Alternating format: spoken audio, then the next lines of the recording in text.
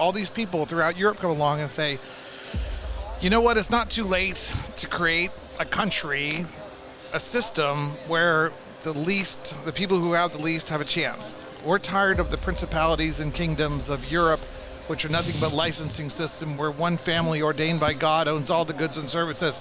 Damn it, it's not too late. We're going to create the United States of America where anyone can come and execute a hope and a dream, where there's less licensing caps and like one giant family owning everything of Germany.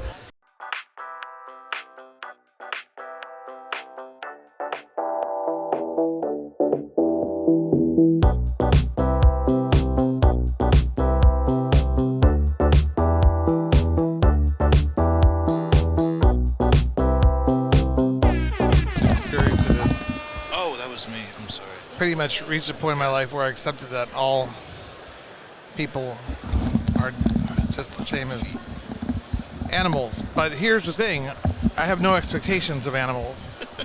And that was my mistake in life, is not, because you love animals. Yeah.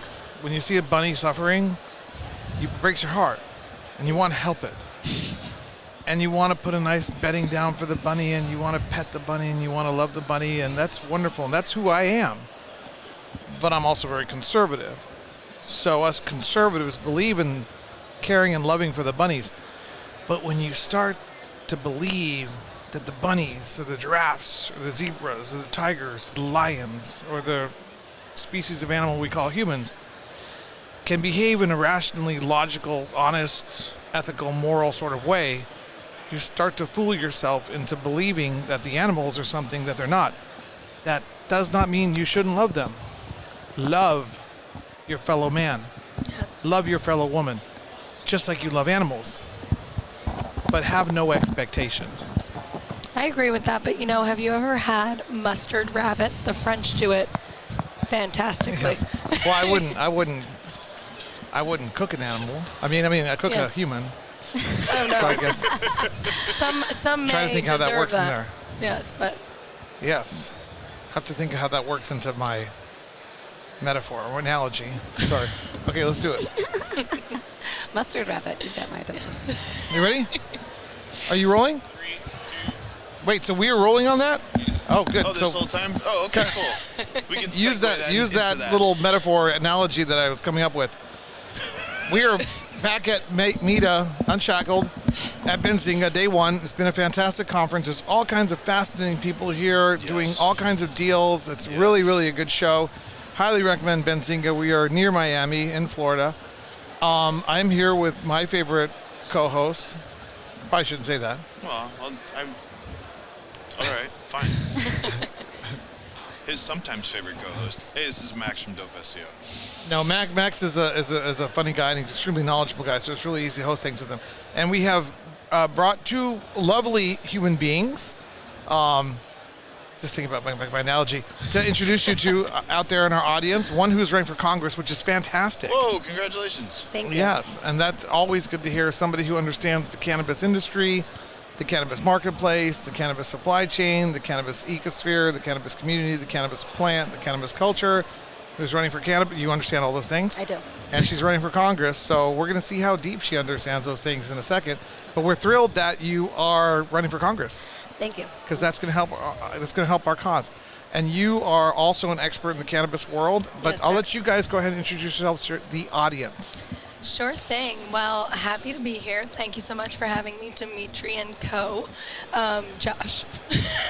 Co-host. Co-host, yeah. Yes. So my name is Kate Ruby. I am the president and CEO of KJH Strategy. We are a lobbying and regulatory consulting firm based out of New York City. I specialize in niche regulatory issues affecting the cannabis industry and licensees across the supply chain. In what? Did you say niche? Niche. Niche. Very niche, such as good manufacturing practices, auditing, which is required for all processing licensees in the state of New York. One of the very high bars included in New York's regulations. Did you go to an Ivy League school? I went to Occidental College in California. Well, you use the word niche, Niche, yes.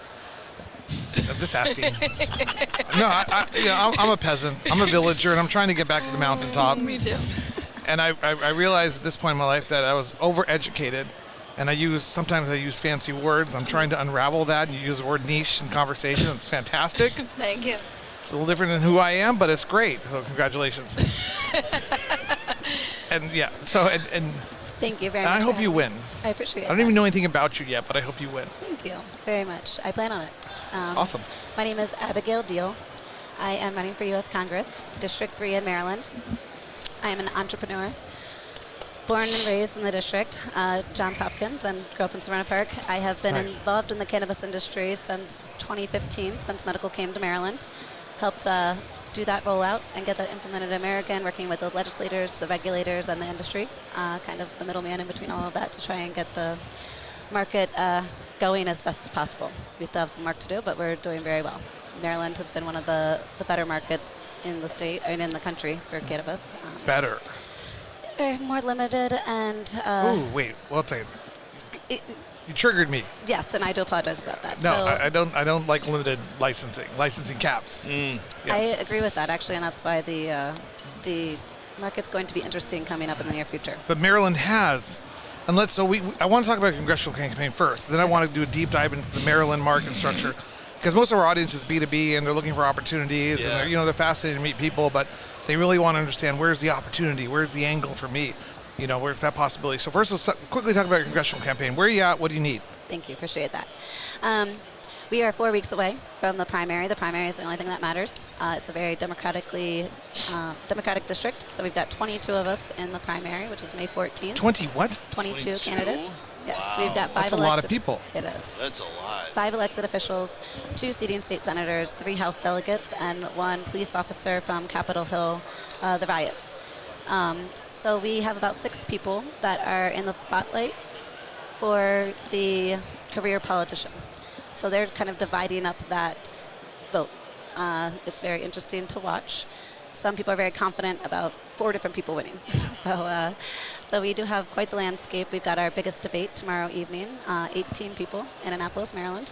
Wow. So Tomorrow, that- so you're flying out of here. I am. I'll fly out tomorrow morning. Awesome. Yes, and it's the kind of the big debate for the campaign.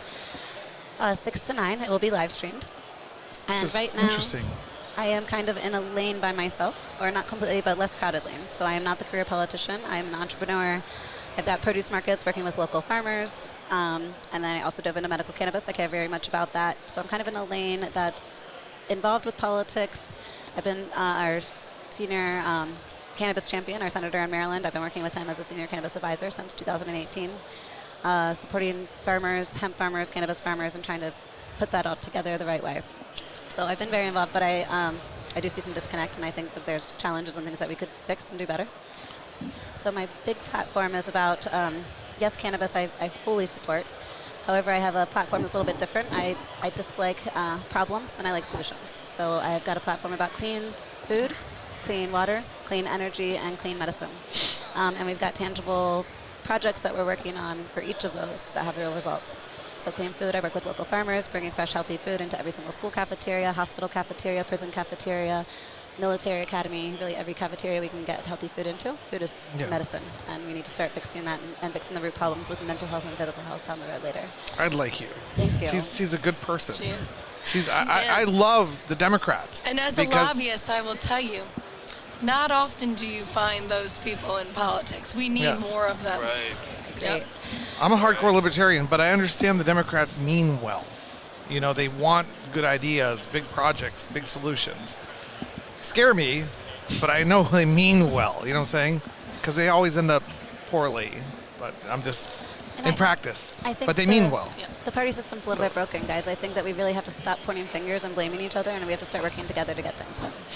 I firmly believe that. I think 90% of us are on the same page and have moral compasses that are pretty similar. We've got 5% on either end that are screaming very loudly, making us think that we're way more divided than we actually are. And I do think it's time to start working together to get things done. The only way I can get things done is if I get away from everybody. I'm trying to figure out how to do that. I just need isolation. I need to be Luke on the island somewhere, Yeah. But he had little birds hanging out too. Didn't he have birds at Star Wars? We like the animals. Yes, I'm just a big fan of animals. That's what I was going to ask. How many voters are in that ecosphere, in that how many active Democratic voters are you guys? Got about 325,000 Democratic voters to about 100,000 Republican voters for this district. 325,000. How many of them are active primary voters? It's different every year. Presidential elections bring a little bit more out to the table. So I think we're expecting, give or take, around 40% to come out, hopefully. So about 150,000. So you can actually call. I mean, you guys are dividing up a small ecosphere. We are. My win number from what we figured out is around 28,000. What a fascinating race. Are you helping her on this race? I am. She's not helping enough. I just got that. No, we just met yesterday, though, but she's been really okay. good supporter since I met her yesterday. She's joined the team. Are you walking door to door? We are. Now you we are. are going to arrange a canvassing effort. Right. Yes. She's door to door. Look, I'm going. She's a rock star. Yes. Unfortunately, I live on the West Coast, so I have an excuse. Okay. You see how I trapped her there? Nice work. Okay, door to door, but you're supposed to say you can make phone calls. You can. Okay. I'll make some calls. We'll have Val get you activated. Okay. So you have a good shot. You just need to get 28,000. How many say? 28,000 is. 28,000 people lined up, and boom, you're in Congress. We do. What happened to this seat? Was there some other Democrat in there before? There was John Sarbanes, and he's healthy and doing a fantastic job. None of us expected him to retire, or let's say shift gears and not rerun. Mm-hmm. It's very interesting. I was actually very set on getting into politics, and I really wanted to run. So there was an open Congress seat in another district in my state that had opened up David Trone's seat. He was going for Ben Cardin's Senate seat, so I was thinking, I'd done a lot of work out there, the cannabis industry. We've got multiple cultivations out there. The one that I've been working on for a few years was out in Hagerstown, so I had a network in the 6th District, and I really wanted to get involved, so I was kind of putting together an exploratory committee to see if I should go out there and run the race, and then I asked out loud. I believe in karma very much, and what you put out there comes back, and I really wanted to stay in Annapolis and stay in my hometown district and run in where I was born and raised, and I really put that out there, and 3 days later, John Sarbanes announces that he's not rerunning. Wow. Ask and you shall receive. So you're from Maryland? I am, yes. Wow, excellent. That's fantastic. So I have 2 litmus tests for politicians. One we don't need to get into is, do you believe that public health is an art or a science or a combination of both? That's my litmus test over there, but this is the wrong format to talk about that. Okay. The other one is not an abortion test. The other litmus test is, do you fundamentally oppose the concept of licensing caps? Yes or no? And if so, why? Licensing caps. Because you guys had to wrestle with that in Maryland. Yes. Yes, well, good. Okay, so you got my vote. Would you fundamentally oppose licensing caps? Are you okay with them? I do fundamentally oppose them. There is some talk in New York about oversaturation. No such thing. No such thing. And I do believe that you have to have a good brand. You have to, again, I do lobbying. It's up to the consumers and patients to determine. It's up to the consumers and patients, not the government, because everybody should have a shot. Yeah. Everybody should have a shot Right. to compete. And if you work with folks like myself, my Dazed guy is right over there, Chris Vianello, one of the owners of Dazed, along with Keyshawn Warner and Rich Raynone. They've got Nice. a shop in Union Square, New York. We're working on a couple other locations in the city. We're going to have me unshackled out at the CWBC in New York in first week of June. Nice. I'll come see visit you there. you guys, yeah. Yes. But to that point, they have a great brand. They've also got a couple licenses in Massachusetts. They have a great brand. You think they oppose licensing caps? I'm just kidding. You'll have to ask them. You'd have to ask Seems that them. once people Yes. get their foot on that first step, Yes. they tend to kick people off of it, keep people down. Yes, but I think You know what I'm saying? I'm doing a kicking motion under Yes, here. and that the New York Post has some.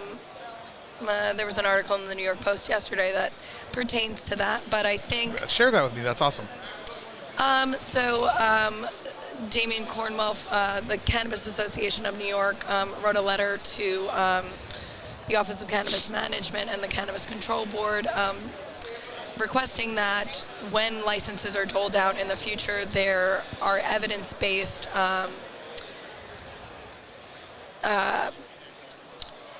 methodologies used to inform the rollout of additional licenses, meaning, do we have the data on where the current licenses are potentially? Do we know, the market capacity, how many folks are buying legal, for instance, how many folks are not? Of course, New York is a very fledgling marketplace, and there's a lot going on when it comes to the regulatory rollout in terms of a gubernatorial review. That is a commission established by the governor not more than about a month ago to investigate what's going on with licensing. So personally and professionally, I believe that we need to ensure that everybody has the opportunity to compete.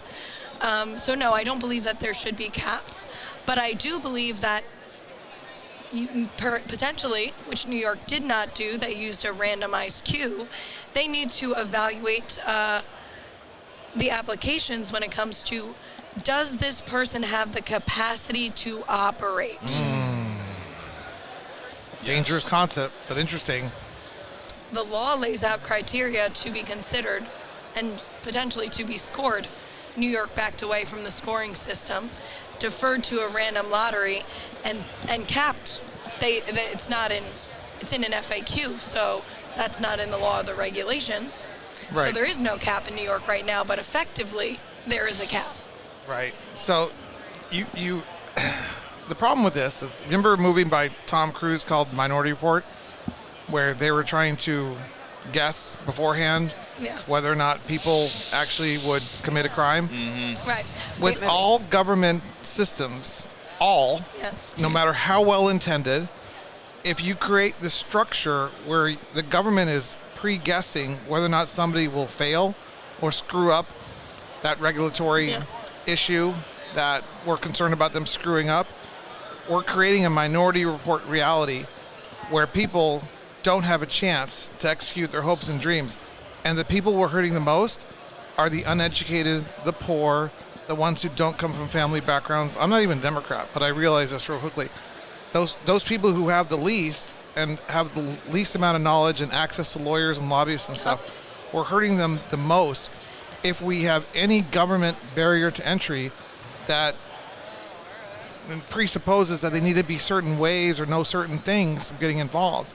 Yes. I say let them all get involved and let them fail and let them get their licenses revoked. And that's what I'm trying to educate government officials and politicians and regulators to understand.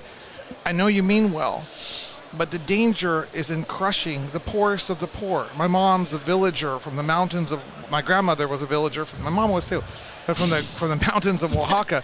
My grandmother, she knows nothing about lobbying. She knows nothing about regulation. She knows nothing about zoning. She knows nothing about testing, but she can grow onions. Yes. And those onions are going to find their way up to the United States. Yes. So if you create rules and situations that require her to do more, she can't get through them. Yeah. And that's why, however well-intended these government ideas are, they're dangerous because you crush the hopes and dreams of the poorest of the poor. Of course, and so instead of... That's what I'm saying? My Democrat over here gets that. I think she's a Republican. I'm a nonpartisan policy professional, but I'm a moderate. But she's very good at that. Should make her your chief of staff. To your point, though, New York needs. She's got to walk some first, though. Go ahead. New York needs to fix a lot of problems before they start capping licenses. They need to open up. By the way, we're not just talking about retail. They need to open up applications for the Tier 3, Tier 4, and Tier 5 cultivator licenses. They need to allow for indoor lighting situations. They're not opening that up at all right now. The only operators that are allowed to grow 100,000 square feet indoor are the medical companies now. They're not allowing our social equity or our hemp farmers to compete for those licenses, for those higher licenses. They wanted to decentralize the marketplace. Now, you can say that there are advantages to that idea, but I say let's clean up the illicit shops first. First things first, let's make sure that people don't have any other options when it comes to buying legal, or let's make it as hard as you can to have an illicit shop in New York. Let's also... We can chop off their fingers. Hey. I'm just saying, criminal versus... my mind has no limits.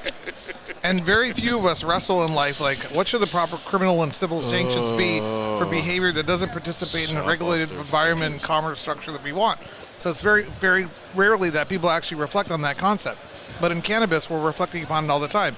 How do you promote the behavior that you want in civilized, regulated society? The carrot or the stick, right? Criminal or, so I say cut off their fingers.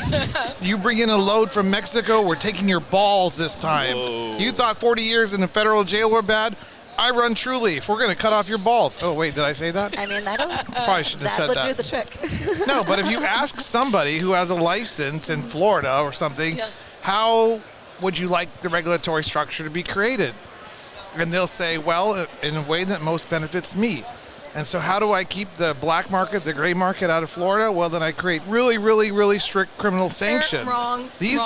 I know, but these things are being, these really smart people in Machiavellian ways are hiring lobbyists and lawyers to manipulate things on their own behalf, especially those that got on the first stepping stone or the first rung of the ladder, and they see other people coming behind them and they just want to kick down.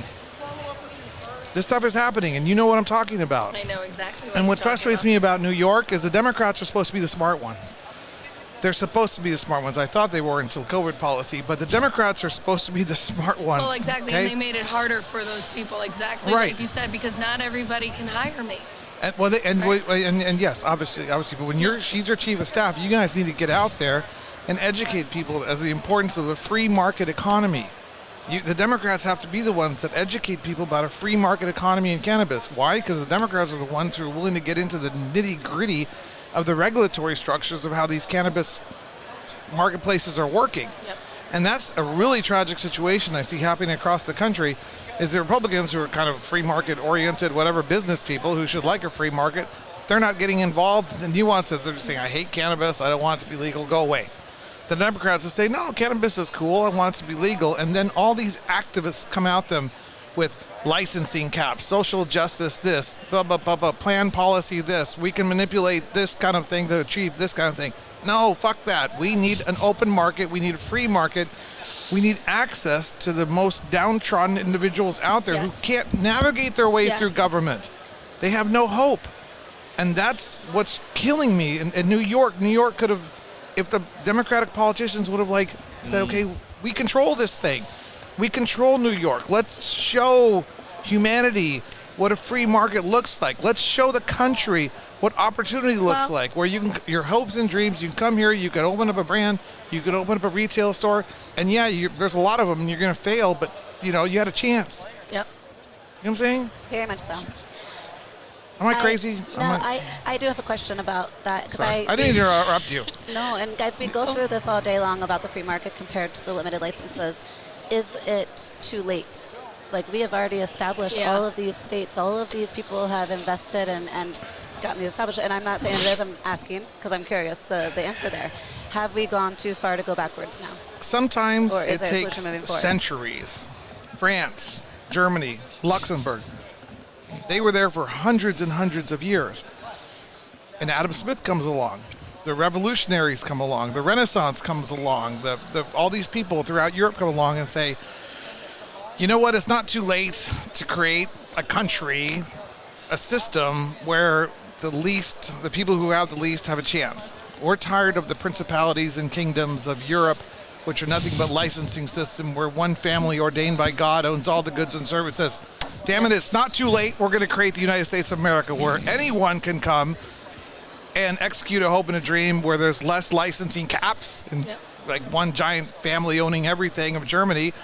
And we're going to start the United States of America. So is it too late? No, never. They didn't think it was too late. And I love that John answer. Adams didn't think it was too late. Well Benjamin done. Franklin didn't think it was too late. Well done. And I respect that answer very much so, and I love that. I just came up with that right It now. was beautiful. It was beautifully said.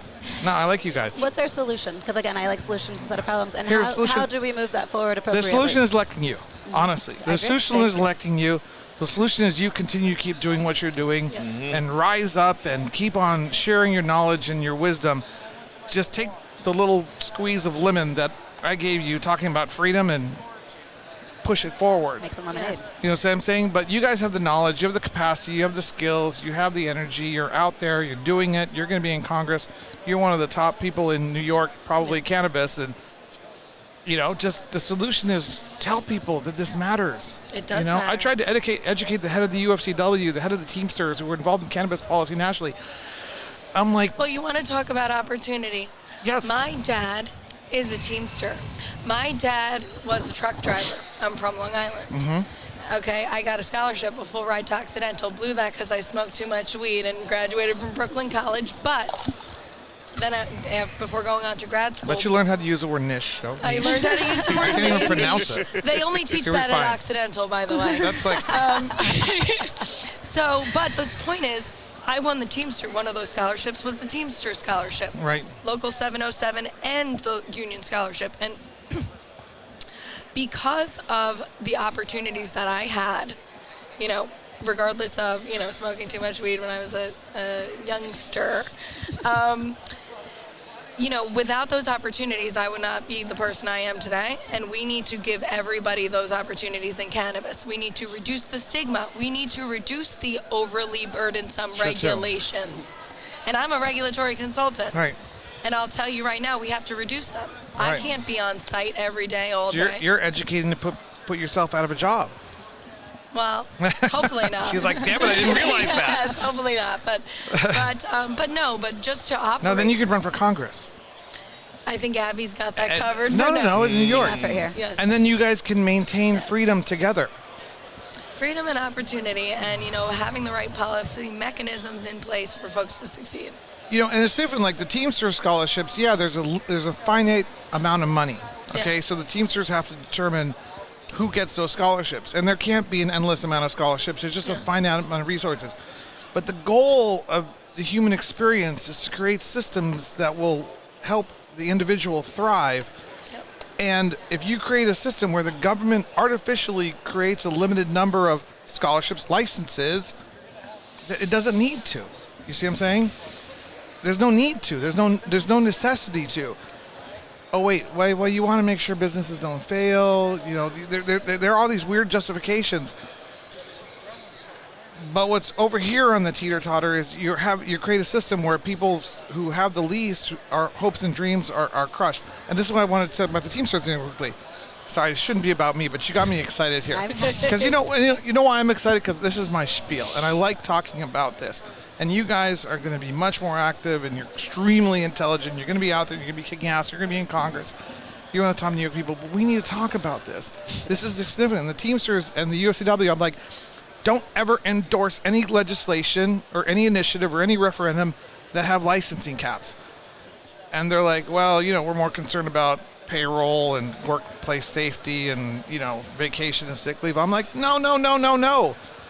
Licensing caps destroy the hopes and dreams of the employees. Well, and we have to. So there are obviously one of the arguments. I'm sure If the Teamsters would have held their ground and say, New York, do not legalize licensing caps, people would have said, why? Well, because you don't want your employees to learn how to be a worker, to learn how the industry works, and then be restricted by government. Yeah. Well, and of course, what a lot of people don't realize is cannabis brings jobs. Cannabis brings jobs to these communities. Tons of jobs. Yeah. I'm talking too much, No, huh? I had an idea. She's like, are you going to keep talking? No, I love it.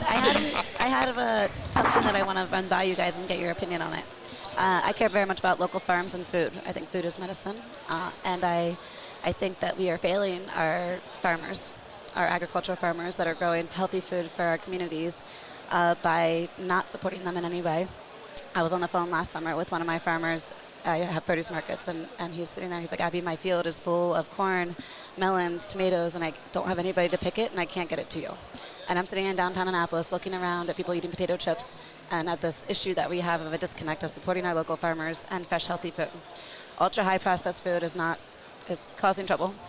So we really need to start supporting local farmers there, and we're failing them. I came to Maryland, and it was actually before the adult use bill came on board, and I said, hey, we should be supporting our local agricultural farms and saying, hey guys, we'll support you, grow 80% food for our communities, and then 20% cannabis. That will give you something exciting that'll bring you employees that want to come work. Nobody's harvesting tomatoes isn't sexy anymore. So these next generations don't want to go work at the family farm. They want to go work in tech and in finance and New York and DC or cannabis. So we're building these indoor farms for people to go work in these indoor farms, and we're failing our farms that have already been established. I really think that we have a major opportunity with supporting our food chain, helping our food crisis, supporting our local farmers with fresh, healthy food, and giving them the opportunity to grow cannabis, which will then in turn support like more jobs and all of the things. But it's kind of supporting existing infrastructure that's already there that's being left behind. What do you guys think of that idea? Oh, I think it's great. Oh, sorry, you go ahead. I mean, I talk too much. So, so interesting that you would say that, Abby, because one of the first projects I worked on back in 2022 was with the Cannabis Association of New York Policy Committee to write. I actually wrote, although it wound up getting back channeled to other folks who contributed to it, but we came up with a criteria to grandfather in the hemp farmers into cultivation licenses and processing licenses, and I wrote the proposed piece of legislation that we then gave to the state, and they added some more provisions prior to it amending the MRTA, New York's legalization law, creating an adult use conditional cultivator license and an adult use conditional processor license to folks who had been active and compliant in the New York State hemp industry for 2 years prior to legalization. So those are our current those represent the majority of our current cultivators and processors. Now, because of New York's laws, a lot of those folks have been losing a ton of money. They've been planting cannabis instead of other crops in certain areas that are designated for cannabis on their farms. And, you know, while these folks are now growing cannabis, these people are farmers, right? And we need to support them. We need to support the vast portfolio of crops that they can grow, and we need to not make it, again, overly burdensome to do both cannabis and other crops at the same time. And a lot of folks have, you know, some of them have, you know, discontinued some of their farming operations because the regulations require so much intense effort to comply with on a regular basis. And we're talking about small family farms. We, you know, again, we don't want these people to fail, but how do we create a marketplace where they are empowered to succeed? You get the government out of the way. And you educate government officials that they need to get out of the way as much as possible. I mean, you encourage them. You say, we need to remove regulation. We need to remove licensing. That's how they succeed or fail. Oh. And ultimately, people will fail. And you let the consumers, the way I was thinking myself is, I spend my dollars on, I love farmers markets. Thank you for the support. Love farmers markets. Good job. And I will spend my dollars on produce and other things. I'm thinking about all the things you can buy at farmers markets now, because they're not just farmers markets, there's arts and crafts, all kinds of other handmade stuff. So I will spend my dollars that way, and that's how I will actively support it. But we need to educate government officials to get out of the way.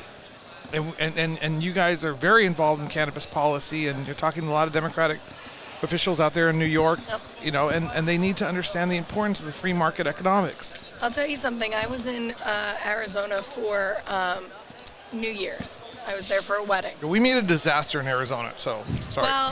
Well, here's what I'll say. I'll tell you one thing. The weed was way better. Okay? And well, I wouldn't say this. The prices were much less for an infused pre-roll. I bought 2 infused pre-rolls. With glass tips, I spent $40. Now, New York, to get a high-end pre-roll like that, it's a little bit more expensive because of the taxation structure. Yeah. Now, I don't know everything about Arizona, but it seems like it to be less burdensome. We're also like 10 years ahead of you guys in the whole cannabis thing. Yeah. But, I mean, you know, there's... Yeah. The marketplaces will always sort themselves out. Yeah. You know, and there's reasons why Arizona has good product, mostly because it's secretly coming in from California really easily across the border all day long and being checked in behind the scenes. New York has that problem too, and we're all the way across the country. Yeah, but is it a problem or you know? I don't know if it's a problem, but we need to harness it. You know, how do we empower those people to be legal, and what are the reasons why it's not compliant? And we can name them off the top of our head. Taxation, yes. regulation, okay? Taxes down. overly burdensome taxation structures and overly burdensome regulatory structures. Yes, and licensing structures. Yeah. Yes. Yeah, and you with us? I am. She's over here taking notes. No, I don't think I'm going to go as far as you. I am a free market guy. I'm a but libertarian. What I'm saying is we're seeing the effects of it in New York. We're seeing operators struggling, well-financed operators struggling to comply, doing very risky behavior like transporting cannabis from California Right. to New York, then running it through the testing system or slapping a New York label on it. Right. So, but here's where you need to be careful. And this is, they will hire their lawyers, Yeah. and they will hire the lobbyists, and Yeah. they will go to the politicians and the regulators. People make decisions and say, hey, you guys, we're struggling to survive. You need to cap the licenses and not issue any more. No, you're struggling to survive because the taxes are too high. You're struggling to survive for other reasons, but they'll utilize that to limit their competition. That's exactly what the Florida initiative is. That's exactly what we did in Arizona. It's a playbook that people use to keep other people off this first stepping stone or the first rung. And though there's like 10% of the businessmen out there will actively participate that way. 80% are just happy to be there, and 10% have no clue of what's going on.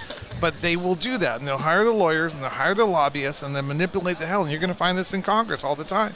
When you get there, people are going to be coming at you, and they're really trying to manipulate the system and the structures that we live in, the regulatory structures, the market structures that we live in, for self-serving purposes. And that's tragic. Sometimes it's not all bad, right? Sometimes it's like, can you hire me to write some comments on this rule that makes absolutely no sense? Because if we loosen it up, it will be good for this entire license category. Right. If we allow, for instance, our processors to sell Delta 8, Delta 10, and Delta hemp-derived Delta 9 products across state lines, even though we banned it in the retail space in New York recently. We are allowing them to engage in interstate commerce and make money. Now, do we need to look at those hemp regulations, and are people suing and looking at those hemp regulations? Yes.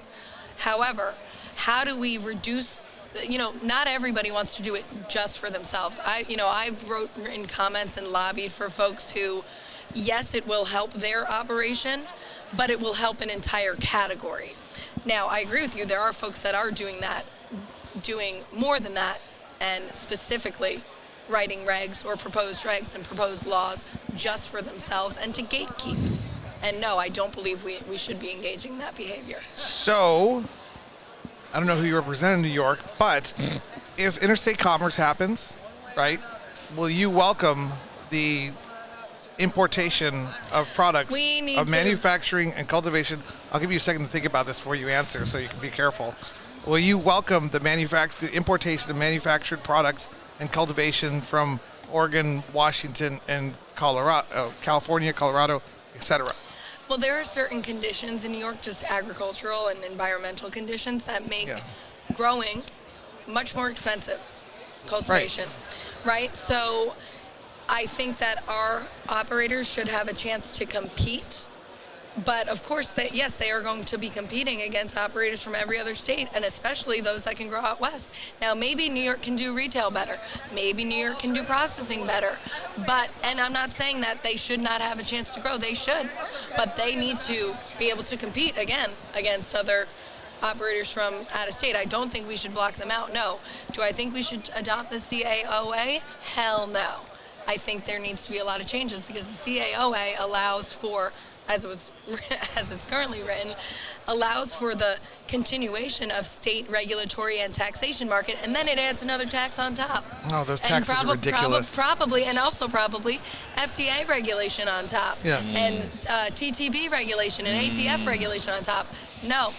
You got to educate the fellow Democrats why taxation hurts. Very much so. Yes. I'm here for that. Yes, because they don't understand that. They think it's like it's just going to happen magically, but you see the people suffering, the companies suffering. Yes. Yeah.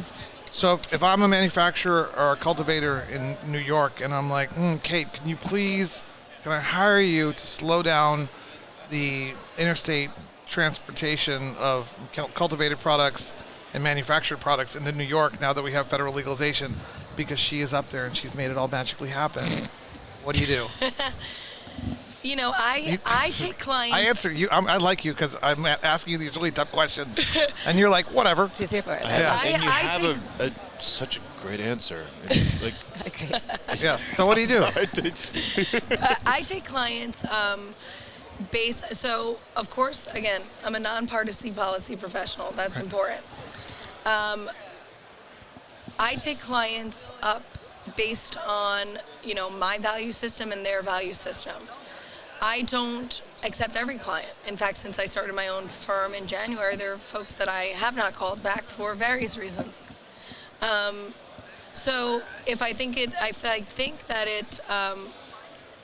it's the right fit, I consider every engagement, but depends on the person, depends on the personalities, and it depends on the specific ask. Depends on the market conditions as well. I think we should focus on getting her elected Congress, and then you come in as her chief of staff. Max and I will come up and have dinner with you guys and chat, love that. remind you guys Let's about start fighting for the free Fighting the good market, fight. and you guys can say, oh, you guys are cute and you're funny and the kids love you, but there's the reality of this and that, and fine, you do what you need to do. I don't live in that reality anymore. I just don't care. I honestly, I just don't care. I tell the truth. It is what it is. It doesn't matter. And I've seen too much to trust the government. I really don't even trust people anymore. But what is the government but a combination of the people? So whatever. That's I'm why just we like need that. folks I like agree with Abby. you, Yeah. yes. And Yeah. actually, I'm very upset about it and disturbed, which is why I'm diving in. I don't like to complain about it, but it's outrageous. She's a go-getter. She's Yeah. a go-getter, and she's a go-getter for cannabis too. No, we are 100% on your side, Appreciate and we it. want you to be in there, especially if you're bringing her on as chief of staff, Yes, I am. because your policy understanding of cannabis will be extremely. We've got Val as well, part of the team. Oh, okay. Well, whatever. I'm just kidding. Sorry about that. There's I'll multiple be a positions. policy advisor. Yes. There's Yes. multiple positions. Yes, exactly. Let's door to door. You gotta go door to door for her. She needs 28,000 votes. Yeah. Yeah. I hope all your friends and family are going door to door. This is where you find out who your real friends and family are. It's Yep. been fun. Yeah. 28,000 been- votes is so doable. It is. It really is. And that's what's one of the, again, I'm going to say challenges. I've actually really enjoyed this whole process and this journey. I love problem solving. I love meeting people. I love connecting. But the challenge has been to see who I thought would be there and who has been and who hasn't been. And it's been eye-opening, to say the least. People that I didn't expect to be there have been above and beyond. And people that I thought would be there all day, I haven't seen since I announced. I really hope you win, because obviously everything's so gerrymandered, Democrat, Republican. It is what it is. There's like 14 competitive districts in the country, but we need people who understand cannabis economics, Yes. the cannabis business, Democrats and Republicans. And people that can work together Yep. and to solve problems. That's what I'm here for, as well as this beautiful Yeah. lady right here. And we will hang out in New York in June, Oh yeah. the I'll be there. CWBCE. I might even have a table. We'll see. KJH strategy. I'll come up for that. Well, we should talk about working together, but we'll talk Yes. about that afterwards. Max, thank you for hosting today. I'm just holding up the end of the table. It is late in the afternoon, and there's a Hub International, friends of ours, is having a The thing. happy hour downstairs. Yeah. So we're going to go down there. We're going to continue this conversation. And if you were at Benzinga, you would be able to participate in these conversations. But all of the contact information for them will be listed below. Yeah, you guys, thank you for joining us on Thank you so much. Eat Unshackled. Yep. Thank you. Appreciate you having me.